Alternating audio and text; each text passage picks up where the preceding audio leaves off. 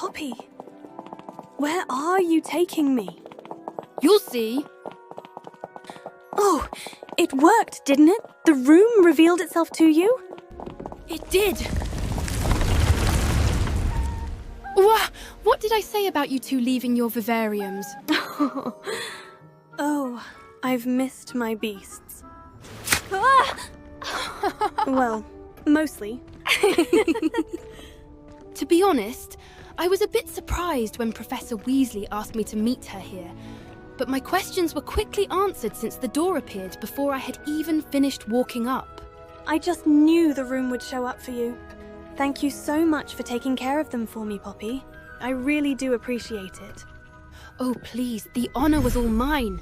Seriously, Siren, a unicorn, Grafhorn, Phoenix. I never in my life dreamed I would see many of these beasts, let alone touch all of them. Last year was certainly an adventure. I'll say. Not to mention our dragon escapades. Ah, yes. How could I ever forget that? Ugh. What's wrong? No, not right now. Siren? I'm sorry, Poppy. I don't have time to explain. I promise I will be okay. Don't get help. I will wake up in a few hours. I promise I'll explain everything when... Siren? Siren!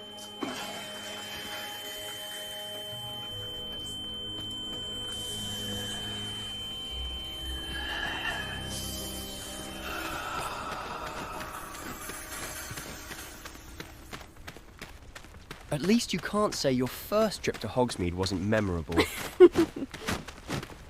I suppose you truly were the very best of guides. Oh, come on now. Don't pin that on me. You heard Rookwood. That troll would have come after you either way.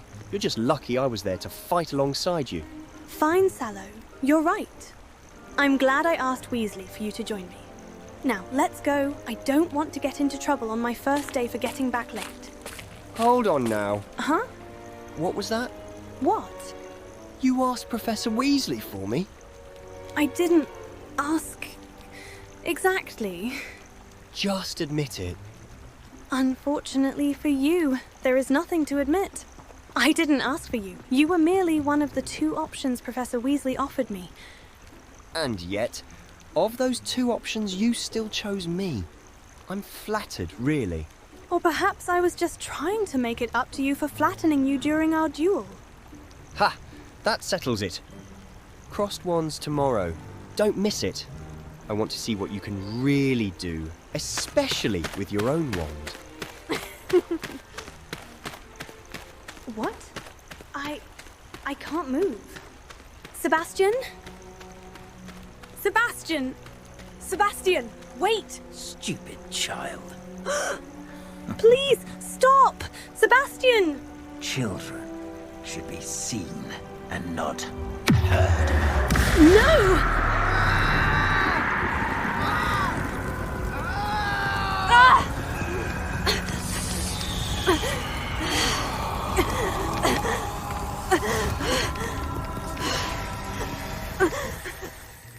Siren.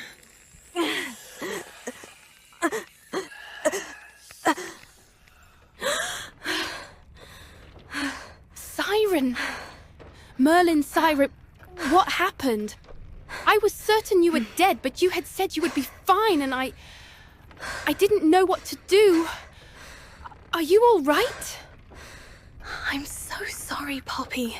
I wanted to explain. I thought I would have more time. Well, you better get explaining then. It started after the snake attack. At first, it was just nightmares every night. I thought they were completely normal, you know, after everything. Then one night, I felt a sharp pain on the bite. And within a few seconds, I was completely unconscious. Miss Burton said I looked the same as I had at St. Mungo's. Just like you said, more like death than slumber. We thought that maybe it was just some lingering effects of the curse. I had been asleep for just a few hours, nowhere near as long as before. But then, a few weeks later, it happened again. And then again after that. It always starts with the sharp pain in my neck. There is always a horrible nightmare. And then I just wake up. I began trying to draw out the curse, but I just can't find anything. Like, nothing's there. The time I am unconscious and the time between seems to be entirely inconsistent.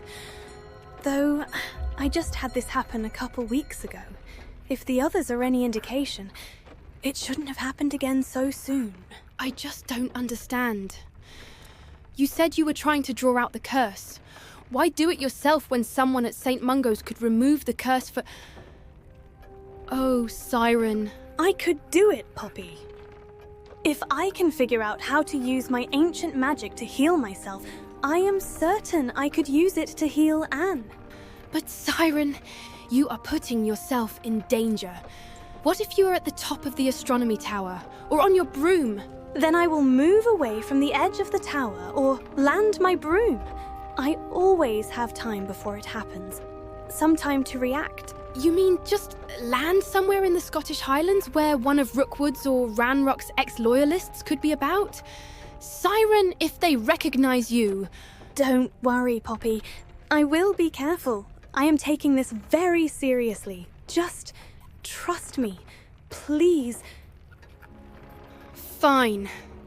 But if you are going anywhere, I want to know about it.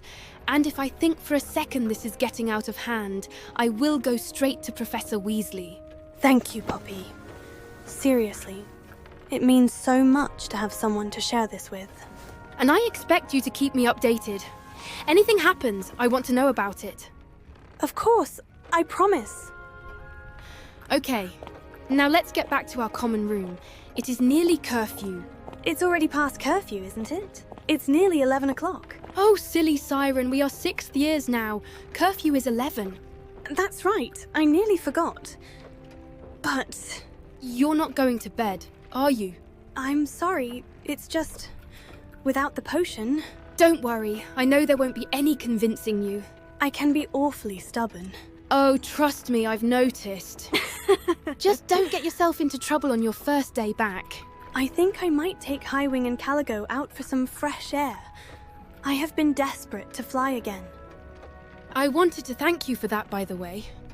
Thank me? For what? For taking them in. Highwing and 𝑐𝒔𝒔 are so happy here.